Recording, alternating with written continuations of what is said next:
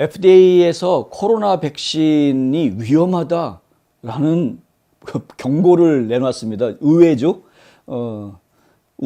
사실 의외라고 말하고 보면 또 그것도 좀 어폐가 있네요. 저희는 예전부터 알고 있었는데, 우리는 옛날부터 알고 있었는데 FDA는 이제 와서야 위험하다. 혈전 위험 경고를 발표를 했는데 사실 이 백신이 처음 나왔을 때부터 다들 이야기했던 부분이었습니다. 이제 와가지고 이런 발표를 한다는 게 좀 너무 무책임한 거 아닌가라는 생각이 들기는 합니다만은 어쨌든 지금이라도 이렇게 공식적으로 알린다라는 건 의미가 있다고 보고요.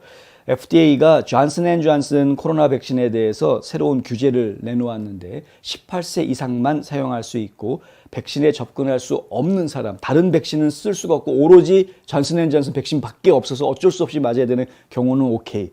그런데 이 대신에 주사를 맞기 전에 존슨앤존슨 주사를 맞으면 부작용으로 혈액 응고 위험이 있기 때문에 본인이 그것을 알고 맞아야 된다. 본인한테 지금 혈액과 관련한 질환이 없다라는 것을 확인하고 그리고 주사를 놓아야 한다. 이제 이런 제한 사항들을 걸어 놓았다는 것이죠. 이 같은 조치는 FDA가 희귀하지만 심각한 혈액 응고 상태의 9명의 사망자를 포함해서 60명의 사례를 확인한댔다는 것이다. 60명, 이 주사 맞은 사람이 수천만 명인데 그 중에서 60명 사례 확인했다 그러면은 정말 세 발의 피 수준이기는 합니다. 그런데 통계적으로는 그 숫자가 굉장히 작은 거지만 그 부작용이 발생해서 당한 사람 본인한테는 100% 아닙니까? 그 사람은 그 주사 맞으면 부작용이 생길 수밖에 없는 체질을 가지고 있는 거 아닙니까? 이거를 사전에 가려낼 수 없다라는 게 저희한테는 되게 안타까운 것이죠. 그러니까 부작용이 있는지 없는지를 사전에 확인할 수 있다면 얼마나 좋겠느냐 하는 이야기를 저희가 하고 싶은 겁니다. 어떤 부작용이 있을 수 있다라는 것이 의심이 되거나 우려가 되면 그것이 아무리 100만 분의 1 혹은 1000만 분의 1의 확률이라고 하더라도 분명히 그 부작용이 생길 수 있는 원인 찾아내야 되는 것이고 그 부작용이 발생할 수 있는 사람들의 체질이 어떠한 것인지 미리 검진하고 테스트할 수 있는, 그러니까 일종의 스트레스 테스트 같은 거를 할 수 있는 안전장치나 준비들이 먼저 되어져 있어야 되는 것 아닌가 하는 이야기를 이제 와서야 우리가 할 수 있게 됐다. 예전에는 이런 얘기 했다가는 유튜브에서 잘렸죠. 콘텐츠 잘리고 쓸데없는 얘기 한다고. 저는 서울대 이광재 교수 얘기했다가 저희가 경고받았던 걸 아직까지도 잊지 못합니다. 이광재 교수가 틀린 말 한 게 아니었는데 그 얘기 전했다고 바로 그냥 2주 동안 못했으니까 한이 맺혀 있죠. 근데 이제 와서 또 얘들이 이제 이렇게 말이 바뀌니까 이거 가지고 또 유튜브에서 자르기만 해봐라. 하여간 피터 막스 FDA의 바이올로지스 평가연구센터 소장은 얀센 코로나19 백신이 현재 미국과 전 세계 대응에, 그러니까 팬데믹 대응에 여전히 역할을 하고 있다라고 이제 인식하면서도 그러면서도 우리의 조치는 이 백신을 투여한 후에 TTS의 위험에 대한 업데이트된 분석을 반영하고 특정 개인에게만 백신 사용할 것을 특정 개인에게만 백신을 주지 말라고 제한한다라는 이야기입니다.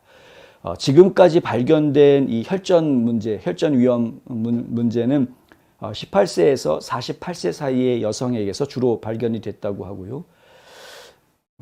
그러니까 어르신들한테서 발생되는 게 아니라 그냥 누구한테나 나이와 관계없이 발생할 수 있는 부분이고 지금까지는 주로 여성에게서 이러한 문제들이 발견이 되고 있다. 한편 이러한 직접적 요구는 오랫동안 미국 의학협회를 포함한 의학단체들에 의해서 반대를 받아왔던 것이라고 합니다. 그들은 이 제안이 환자들에게 명확한 혜택을 제공하지 않는다고 말하고 있습니다. 그 의사협회 당장 폭파시켜버려야 됩니다.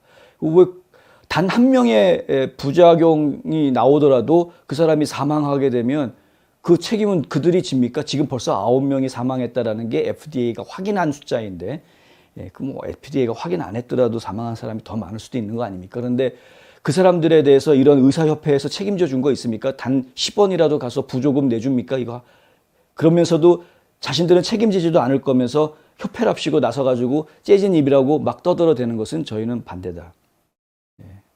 정말 이 책임 없는 이런 말들을 하는 의사들은 정말 한 대 주워 받고 싶습니다, 진짜. 대가리 속에 뭐가 들어있는지. 미국에서는 2000년 식품의약국이 약물 낙태에 사용되는 주요 약물이었던 미프리스톤, 죄송합니다. 이거 딴 얘기군요. 네, 제가 흥분해가지고 좀 엉뚱한 페이지를 읽고 있었네요. 네. 뭐 지금 부작용 문제가 나온 건 사실 이것뿐만이 아니죠. 과거에 MIT 연구에서는 이스라엘의 16세에서 39세 사람들 부작용 위험이 더 증가했다. 그러니까 오히려 젊은이들한테서 부작용이 더 많이 나온다. 이런 보고 예전에 있었던 것도 보도가 됐었고요. 폭스 통신에서는 스칸디나비아 당국에서 12일 젊은 층에 대한 코로나19 백신 사용을 중단하거나 단념하는 것은 매우 보기 드문 부작용 심장염증 위험이 높아졌기 때문이다 하면서 일부 이제 유럽 국가들이 이렇게 백신 사용을 금지하는 사례들이 여기저기서 지금 나오고 있다.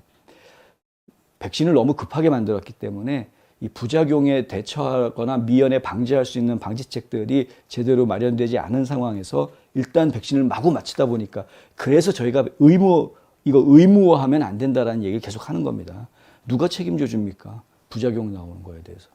저희 이 시청자분 중에서도 부작용 때문에 고생하시는 분이 있으셨는데 이거는 그 사람들이 자신이 책임지지 못할 주장들을 그냥 너무 쉽게 펼치고 있는 것은 매우 위험한, 그건 정말 위험한 겁니다.